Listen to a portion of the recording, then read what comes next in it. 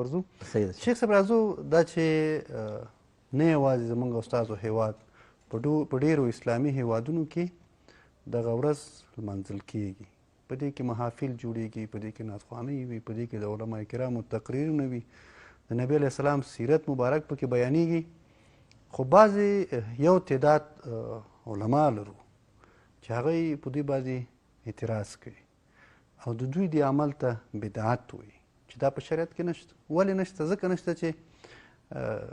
ولې د نبي علیه السلام په وخت کې نه کېده، د صحابه کرامو نه څنګه دا کار پاتې ولې نه دی کړی؟ نو بناءً دغه لمانځل د دغې ورځې یعنې میلاد النبي بدعت شمیري. په دې اړه تاسو وایي. نحمده ونصلي ونسلم على رسوله الكريم أما بعد فأعوذ بالله من الشيطان الرجيم بسم الله الرحمن الرحيم لا خير في كثير من نجواهم إلا من أمر بصدقة أو معروف أو إصلاح بين الناس. الآية صدق الله مولانا العظيم وصدق رسوله النبي الكريم الأمين. اللهم صل على سيدنا ومولانا محمد وعلى آل سيدنا ومولانا محمد وبارك وسلم وصل علیه. جناب سیرت صاحب ستاسو موږ ډېر ممنون یو، ډېر احسان مو راسره وکړ چې داسې مجلس کې مو دعوت راکړ چې د هغې تعلق د رسول الله مبارک صلی الله علیه وسلم سره دی. زما خپله داسې مجلسونه چې هغه د تلویزیون سره ربط لري ډېر مې خوښ نه وي، خو دا دعوت مې ستاسو په دې قبول که چې دا داسې مجلس دی چې د رسول الله مبارک صلی الله علیه وسلم سره تعلق او ربط دی. الله دې زمونږ او ستاسو د مغفرت سبب وګرځوي او الله مو دې د دې مجلس ته برکته بیا بیا دنیا کې حرمین شریفینو ته بوځي. جناب سیرت صاحب الحمدلله دا مشایخ دی، علما دي، دوی په دې ښه پوهېږي، خو بیا هم ستاسو د پوښتنې متعلق به زه دوه خبرې وکړم. یوه خبره دا ده چې میلادونه او داسې مجلسونه چې جوړیږي نو دا دوه قسمه دي. یو داسې مجالس دي چې هغې سره منکرات یو ځای شوي دي، یا پکې زنانه ښځې راځي، یا پکې ډولکي یا نور منکراتی، څوک پکې ګډېږي، څوک څه کوي څوک څه کوي. داسې اعمال دوی په دې میلاد شریف کې کوي چې زموږ شریعت او دین په هغې باندې رد کړی او هغه منکرات دي. موږ د داسې میلاد شریف قائل نه یو. که څوک موږ ته داسې میلادونه پیش کوي چې هغه د منکراتو نه ډکي او وایي چې میلاد شریف ناروا دی ځکه چې فلانی میلاد دی فلانی میلاد دی، نو دا به د دوی غلط فهمي وي. د دې میلادونه موږ قایل هم نه یو او نه دغه میلادونو ته موږ روا وایو د وجې د منکراتو نه. یو داسې میلاد دی چې هغه عبارت دی د تلاوت شریف نه، د ذکر نه، د نعتونو نه، رسول الله مبارک صلی الله علیه وسلم صفات پکې بیانیږي، نظمن او نثرن. رسول الله مبارک صلی الله علیه وسلم د صورت او د سیرت متعلق صحیح روایات پکې بیانیږي. داسې میلاد چې دی فی نفسه دا یو امر مستحسن دی، مستحب دی او سبب د فضیلت دی. په دې کې اظهار د محبت دی د خپل پیغمبر صلی الله علیه وسلم سره. اوس داسې میلاد شریف چې هغه د منکراتو نه خالی وي او زمونږ او ستاسو ملګري مونږ او تاسو نه د دې متعلق پوښتنه کوي، نو دوی ته زه درې خبرې کوم. یوه خبره دا کوم چې میلاد شریف مونږ او تاسو چې نن هم راجمع یو الحمدلله د رسول الله مبارک صلی الله علیه وسلم د محبت په بنا باندې راجمع یو. څومره میلادونو او مجلسونه چې کیږي دا د رسول الله مبارک صلی الله علیه وسلم د محبت دعوه کوونکي دا کار کوي. صحابه د رسول الله مبارک سره محبت کړي، تابعینو کړي دی، ائمه کړي دی، رستو علماء کړي دی، الحمدلله اوس مسلمانان کوي. زما په نظر باندې سیرت صاحب څوک چې په میلاد شریف باندې رد کوي او هغه میلاد چې خالی وي د منکراتو نه، زما په نظر دی اصل کې د محبت حقیقت نه نه خبر. مونږ او تاسو به د محبت باندې نظر واچو، صحابه دور ته بلاړ شو چې آیا ټولو صحابه او رسول الله مبارک صلی الله علیه وسلم سره یو شان محبت کړي کنه په میس کې فرق. په غزوه تبوک کې رسول الله مبارک صلی الله علیه وسلم د چندې اعلان وکړ، ابو بکر صدیق رضی الله تعالی عنہ ټول مال راوړ. یو سیرت او تاریخ کتاب نه دی لیکلی چې دا ابو بکر صدیق صاحب دا محبت بل صحابیم کړي، داغه دا محبتو دغه اخکارک. عمر فاروق رضی الله تعالی عنہ نیم مال راوړ، داغه دا محبت. بلکې بعضو روایاتو کې دا راځي چې یو ښځې خپل ویښته چې دی نو هغه کل کړي رسول الله مبارک ته راوړو، دا به د یو اوښ مهار کې د هغې دا محبت. داسې تابعینو ته چې راشو، اویس قرنی رضی الله تعالی عنہ د رسول الله مبارک په محبت کې ټول غاښونه ویستلي وو، خو یو صحابي نه ثابته نه ده، نه د یو تابعي نه ثابته ده چې کم محبت اویس قرنی رضی الله تعالی عنہ کړی، دغه محبت بل صحابي بل تابعي کړی. دا هر چا یو خپل مینه ده، یو خپل محبت دی، دا یو باطنی شی دی، دا په یو فعل کې به صادره. شرط دا دی چې دا فعل به مشروع وي او شریعت کې به رد نه. داسې وروستو ائمه چې دي هغوی خپل محبتونه ښکاره کړي دي، چا د حدیثو تدوین کړی، چا د سیرت او تاریخ کې خپل محبت ښکاره کړی، چا د رسول الله مبارک په صورت بحث کړی، چا سیرت بحث کړی، چا نور فقها محدثین مستنبطین. دا هر یو کس د بل نه محبت جدا دی. اوس محبت د دې ټولو دپاره جناب سیرت صاحب اصل دی، د ټولو دپاره دا اصل دی. اوس کو یو سړی داسې ووایي چې ابوبکر صدیق رضی الله تعالی عنہ چې کوم محبت وکړو رسول الله مبارک صلی الله علیه وسلم سره، نو دته خو نبی علیہ السلام نو ویلي. نبی علیہ الصلوۃ والسلام حیاتو مدینه منوره کې، مسجد نبوي کې، ابو بکر صدیق رضی الله تعالی عنہ د خپل محبت اظهار کوي، د رسول الله مبارک صلی الله علیه وسلم نه پوښتنه نه ده کړې، نه ورته نبی علیہ الصلوۃ والسلام وی چې ما تا ته حکم نه کړی، ولې دې دا محبت؟ ځکه نبی علیہ السلام پوهېده، ابو بکر صدیق سے پوهېده چې دا محبت ته او د محبت باب ډیر پراخه دی، دې کې حکم ته ضرورت نه. داسې عمر فاروق رضی الله تعالی عنہ، داسې څومره صحابه چې دي اوږد بحث دی. هر صحابي جناب سیرت صاحب خپل د محبت اظهار کړی د رسول الله مبارک صلی الله علیه وسلم د حکم نه بغیر، او نبی علیہ الصلوۃ والسلام هغوی ته دا نه دي ویلي چې ولې دا کار وکړه. داسې اویس قرنی رضی الله تعالی عنہ چې غاښونه مبارک ویستل،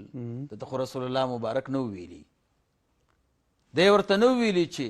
زما محبت دا دی چې غاښونه وباسئ. نو د غاښونو د ویستلو دپاره اویس قرنی رضی الله تعالی عنہ سره څه شي دلیل موجود و، څه شي اصل ورسره و؟ خو دا محبت هغه پوهېده چې زما زړه کې یو مینه ده، په یو فعل به یې ښکاره کړم چې د الله د نبي صلی الله علیه وسلم غاښ په احد کې وتلی دی، بس کیدی شي دا غاښي دا به نه دا به خپل محبت اظهار یې وکړو، ټول غاښونه یې ویست. دا اعتراضونه هغه په یو بل نه دي کړي. داسې وروستو تدوین د احادیثو ته چې راشو امام بخاري رحمه الله کتاب لیکلی رسول الله مبارک سره مینه وه. اوس د امام بخاري صاحب استاز نه دی لیکلی، د هغه استاز نه دی لیکلی، یو صحابي نه دی لیکلی. نو امام بخاري صاحب چې په حدیثو کې کتاب جوړ کړ د ده څه دلیل دا ولې دا کتاب جوړ کړ؟ دا د محبت اظهار دی. یا وروسته امام مسلم رحمه الله، امام ترمذي، څومره محدثین چې دي بیا د فقهاو چې کوم استنباط کړی، دا هر چا د الله د نبی صلی الله علیه وسلم سره د محبت یو اظهار کړی. محبت جناب سیرت صاحب دومره یو پراخه موضوع ده چې په دې کې دې ته ضرورت نه وي چې دا چا کړی دی او دا روا دی او که دا ناروا دی. جناب سیرت صاحب زه به تاسو ته یو مثال ووایم. مهرباني. مثلا یو سړي کره میلمه راغی، یو عالم راغی، مونږ او تاسو ته شریعت حکم کړی چې د میلمه به عزت کوي او تاسو ورته چرګ راوړو، چیم ورته راوړه. اوس هغه میلمه چې دی هغه څوک دی چې میلاد شریف نه مني، د دې ډلې والا دی، بدعت ورته وایي، بدعت ورته وایي. هغه د خپل شاګرد ته وایي چې تا چې ما ته چای راوړي، یا دې راته ډوډۍ راوړه، یا دې راته یخې اوبه راوړي، دا زه نه خورم. څنګه چې ته زما شاګرد دی، داسې رسول الله مبارک صلی الله علیه وسلم هم شاګردان لرل، صحابه هم شاګردان لرل. هغوی د خپل استاد سره دا کار کړی. د شاګرد به ورته وایي چې مولوي صاحب، استاد صاحب، شیخ صاحب، شریعت او دین کې دا مسله ده چې د میلمه به عزت کوي. اکرام د میلمه دی، دا په اکرام کې داخل دی. د اکرام لاندې چې څومره شیونه راځي دا ټول په اکرام کې داخل دي. دغه رنګې میلاد شریف، میلاد النبی صلی الله علیه وسلم، دا زمونږ د خپل پیغمبر صلی الله علیه وسلم سره د محبت اظهار دی. اوس که څوک وایي دغسې مجلس راته وښایه چې رسول الله مبارک صلی الله علیه وسلم او صحابه کړی، زما په نظر باندې دی اصل کې د محبت د قانون نه دی خبر. او که بیا پوښتنې کوي نو موږ ورته وایو چې دا تاسو د مشایخو عزت کوئ، د مور او پلار کوئ، یا د صحابو کړی دی، نو آیا د هغوی دپاره د نبي علیه السلام حکم موجود؟ محبت وایي دی ته جناب سیرت صاحب چې د محبوب حکم پکې نه وي. رسول الله مبارک صلی الله علیه وسلم یو صحابي ته وینه ورکړه، نبي علیه السلام ښکر ولګاو، صحابي ته وینه ورکړه، هغه وینه وچیکله د نبی علیه صلات وسلام د حکم نه بغیر. کنه هغه ورته چې چیرته واچوه، هغه ورته وایي چې دی باندې وباسه، چیرته واچوه، لیکن د هغې باوجود هغه وخوړه. رسول الله مبارک ورته وفرمیل ستا بدن ته زما د بدن حصه لاړه د جهنم اور د باندې حرام ده. کنه ظاهرا د نبی علیه السلام د حکم مخالفت کړی، وینه چکل نه دی روا. خو داسې محبت بل صحابي هم نه دی کړی.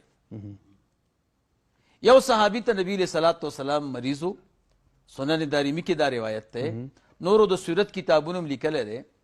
چې نبی علیه صلات وسلام تشه اودسمات یې ورکړه،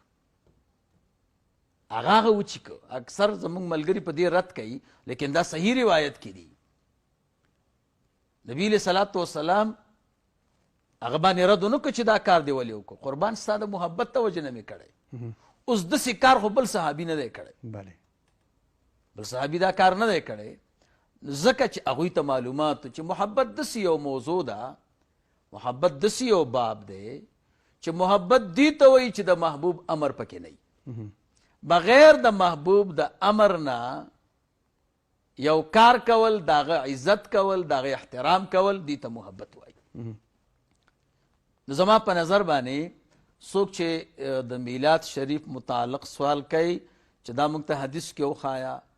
یا موږ ته قرآن کریم کې وښایه، نو دا زه د دوی نه زما درخواست دا دی چې تاسو د محبت موضوع لږ مطالعه کوي او د محبت په دې موضوع باندې نظر واچوي. کم محبان اشخاص چې مخکې تیر شوي دي د هغوی تاریخ وګورئ چې آیا دوی ته رسول الله مبارک یا صحابه یا تابعینو حکم کړی چې دا محبت وکړي، یا مثلا یو بل مثال به درته ووایم حدیث کې راځي قاضي عیاض صاحب په شفا شریف کې لیکلی دی رسول الله مبارک صلی الله علیه وسلم به چې کله اودس کو بله نو صحابه به ورته لاسونه نیولي وو بله او دا د نبی علیه سلام د اودس استعمال شوي اوبه به د صحابو په لاسونو کې غورځېدې او هغه به هغوی په دې خپل بدن باندې کش کولې تبرکن نبی علیه صلات وسلام به چې لاړې توکړي صحابه به ورته لاس نیوه نبی علیه السلام نه به ویښته مبارک وغورځېده ځمکې ته نه رسېده صحابه به ورته لاسونه نیولي بله دا ټول محبتونه دې صحابه جناب سیرت صاحب کړي دي خو د حضور نبی علیه صلات وسلام د حکم نه بغیر بله نبی علیه السلام په دوی رد نه دی کړی ځکه محبت وی دی ته چې خپل مینه او محبت ښکاره کړي بغیر د حکم د محبوب نه خو ما تاسو ته په محبت کې شرط دا دی که څوک دا ووایي چې یهودیانو خو هم د عزیر علیه السلام سره محبت کړی خو ابن الله ورته ویلي عیسایانو هم د عیسی علیه السلام سره محبت کړی ابن الله ورته ویلي موږ وایي محبت چې په کم فعل کې صادریږي دې فعل کې شرط دا دی چې د شریعت او د اسلام او د دین خلاف بنئ شیخ صاحب یو استدلال په دې برخه کې بل هم داسې کوي چې دغه مثال نن 12 د ربیع الاول دی په دې اړه ډېر محافل نیول شوي دي سبا ته به مي بله ورځ به مي داسې استدلال کوي چې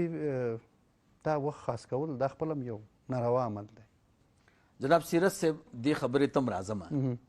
او خبره تاسو ته زه پوره کوم انشاءالله مهرباني صاحب یو مې درته د محبت خبره وکړه او په دې خو ماشاءالله ملګري هم پوه شو چې محبت کې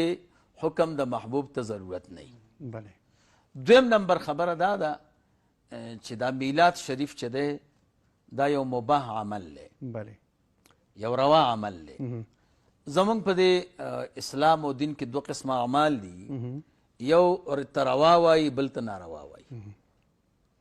مونږ او تاسو چې د اسلام او د دین مطالعه وکړو نو روا عملونه ډیر دي او ناروا عملونه کم دي اوس زمونږ د شریعت او د دین قاعده دا ده چې دوی اکثر محرمات بیانوي کم شیونه چې حرام دي هغه بیانوي کم شیونه چې حلال دي هغه نه بیانوي بله د هغې وجه دا ده چې محرمات کم دي نو بیان اسانه دی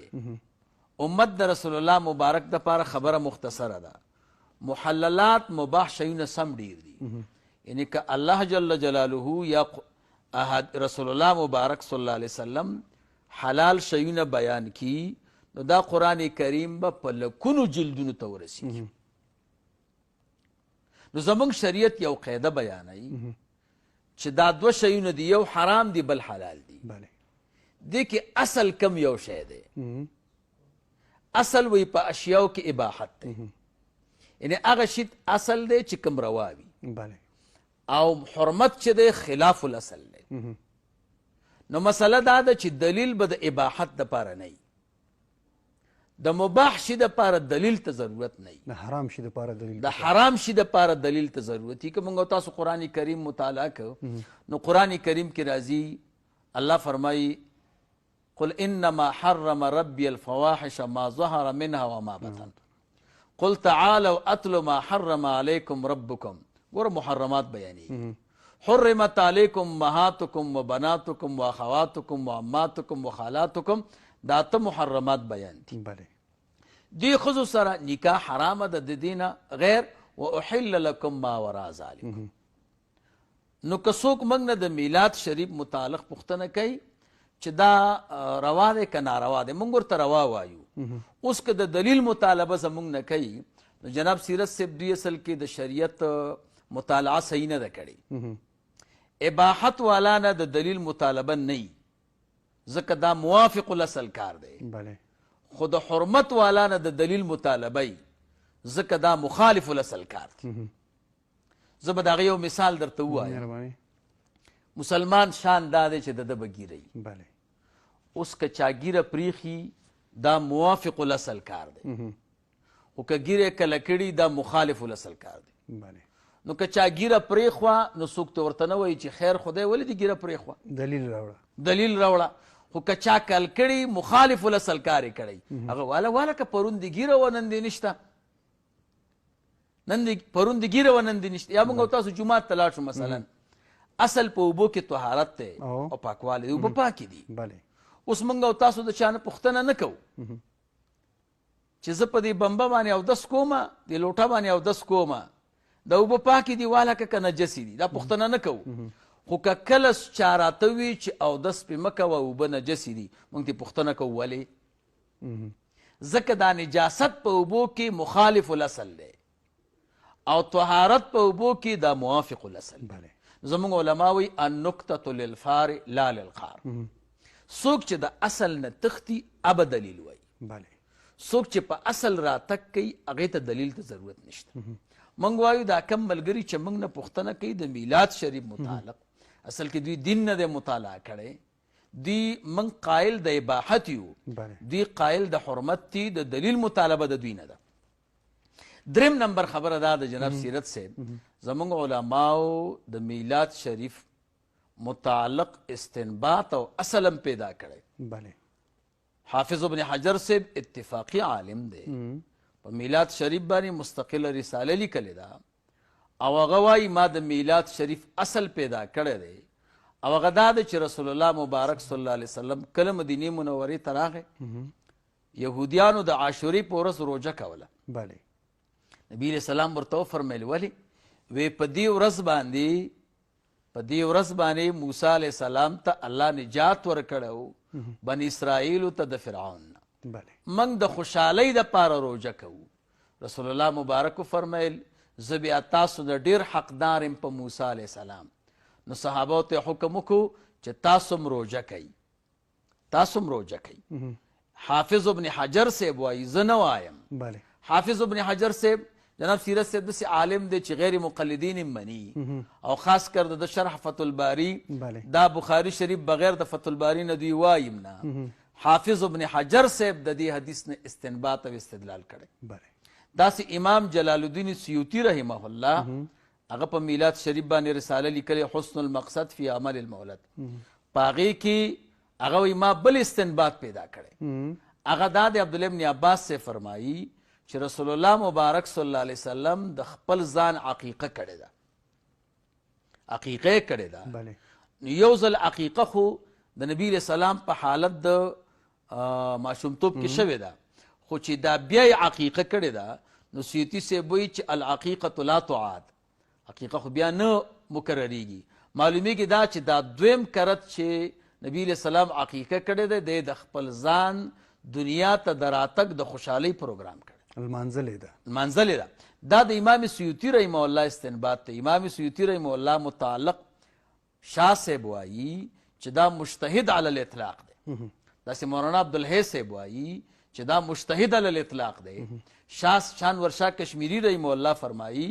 جلال الدین سیوطي رحمه الله هغه شخصیت دی چې 15 کرت نبی علیه السلام په ویښه لیدلی اگر که دا یو جدا موضوع ده چې نبی علیه السلام په ویښه لیدی شي که نه نو لیدی شي خو هغې طرف ته نظم نو زموږ علماو د دې دپاره اصل پیدا کړی راځو ستاسو خبرې ته چې ډېر ملګري دا وایي چې موږ خو مجالس منو او میلاد شریف منو خو تاسو یې د میاشتې پورې خاص کوئ نو دا تخصیص مو د کم ځای نه پیدا کړی نو جناب سیرت صاحب تخصیص اصل کې څه معنا لري او تخصیص څو قسمه دی شرح شرعة الاسلام یو کتاب دی کې یو حدیث ما لیدلی رسول الله مبارک فرمایي الا لا یأمر الا من هو فقیه بما امر به خبردار هغه سړی به امر نه کوي مګر کوي به چې په شکم شي امر کوي چې به دې کې فقیه وي الا لا ینهي خبردار هغه سړی به یو مسلمان د یو کار نه منې کوي تر څو پورې چې په هغه کار کې دی فقیه نه وي فقیه څه معنا هو العارف بدقائق الحجج چې دلیل خو ورته یادي خو د دلیل باریکتیا هم ورته یادی نو زه داسې ویم چې دا کم ملګري موږ باندې د تخصیص سوال کوي دوی له پکار دا دی چې د تخصیص معنا وګوري بیا د تخصیص اقسام وګوري بیا د تخصیص مصداق وګوري بله چې موږ میلاد النبی صلی الله علیه وسلم په دې ربیع الاول کې کو دا کم تخصیص دی نو تخصیص چې دی زموږ علما دو تعریفه کوي یو تخصیص معنا دا تقلیل الشرکا بله بل د تخصیص معنا دا قلت الشرکت شرکت کمول یا شرکا کمول معنا دا ده چې دې وخت کې کومه خو دې وخت کې زه بل عمل نو سره شریکوم بله دا میاش دا ورځ دا شپه ما د دې عمل دپاره خاص کړې ده او دې سره چې دی بل څه نه شریکوم دې ته تخصیص وایي بله بیا دا تخصیص دو قسمه دی یو ته تخصیص اعتقادي شرعي وایي دویم ته تخصیص عملی عرفي وایي تخصیص اعتقادي شرعي دې ته وایي چې دا عمل په دې وخت کې روا دی بله خو د دې وخت نه په بل وخت کې ناروا دی لکه مثلا مونږ او تاسو 15 وخته منځونه کوو بله سار کې منځ کوو خو د سار منځ په سار کې روا وایو د سار منځ ماسپخین کې کو څوک ساتي کوي او عقیده ساتي چې د سار منځ په ماسپخین وخت کې ادا ان صحیح کېږي دا ناروا دی بله داسې ماسپخین مازدیګر ماښام ماخوستن د دې منځونو د دې وختونو پورې چې کم تخصیص دی دا اعتقادي او شرعي دی بله یو وخت موږ موږ په بل وخت کې نه کوو د دې وجه نه موږ غیر مقلدینو ته وایو کله تاسو په سفر باندې وځئ تاسو کله کله 2 منځونه یو ځای کوئ موږ وایو 2 منځونه یو ځای کول په سفر کې که په حضر کې دا د تخصیص اعتقادي مخالف دی اسلام او دین د هر منځ دپاره خپل وخت مقرر کړی پکار دا دی چې هر منځ خپل وخت کې وشي بله نو تخصیص اعتقادي دا معنا ده مثلا مونږ او تاسو وایو چې میلاد النبی جلسه یا مجلس په دې ربیع الاول کې په دې تاریخ روا دی او بل وخت ناروا دی او که چا د ربیع الاول نه میاشتې نه بله میاشت کې وکړو یا د دې ورځې نه په بله ورځ کې وکړو نو هغه ناروا دی او الله پاک ورته عذاب ورکوي سزا ورکوي دې ته تخصیص اعتقادي وایي جناب سیرت صاحب نه زمونږ عقیده ده نه دا زمونږ عمل دی انشاءالله العزیز د یو اهل سنت نه به دا وانه وري مننه شیخ صاحب نور تفصیل ته راځو خو که مو خوښه وي ورځو مظهري صاحب ته ورځو چې خدای دې وکړي چې خوب نه وي ورغلی مظهري صاحب راځو تاسو ته او نعت له تاسو اورو مهرباني